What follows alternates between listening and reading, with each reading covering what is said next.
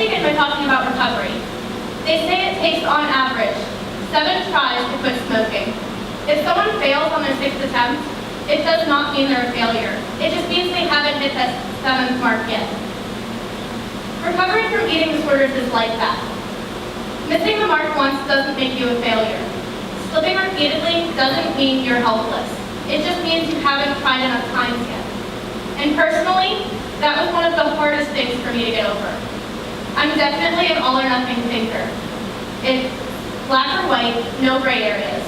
My recovery was not exempt from this. If I had a slip, I immediately wrote it off as a failure, and then boom, that slip turned into a full-blown relapse. My treatment team has been very diligent to remind me that relapse is a part of recovery. It sucks, but it's something I have learned to accept.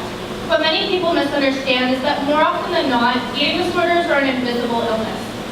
So many people suffer in silence, and no one addresses it because they just don't look sick.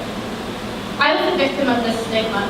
No one knew about the hell I was going through until I told them, and when I did, I was shrugged off by the uneducated. The only reason I was able to get the level of care I needed was by finding a treatment team who advocated for my health even when I didn't want to anymore. I was in denial of ever being sick because I didn't feel I looked sick. But I am extremely thankful to my treatment team for getting me into a higher level of care when they did, because otherwise I may not be here today. I encourage any one of you, if you or someone you know is struggling, please do not wait until you think you look sick, because first of all, you're never going to think you look sick enough. And secondly, it may be too late by that point. Eating disorders are mental illnesses with physical consequences, and the longer you're engaging in the eating behaviors, the worse the damage will be, and the harder it will be to overcome. To be completely honest, I still struggle to face the mirror every day. There are days that picking up the fork just doesn't seem like an option. And during these times, I am reminded that I am not doing this alone.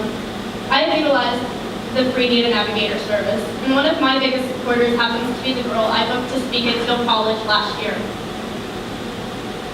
I have a fantastic therapist and dietitian who remind me that recovery is my only option, and thanks to recovery, I have the support of a wonderful man who not only wants what's best for my health, but doesn't question me when I fall apart.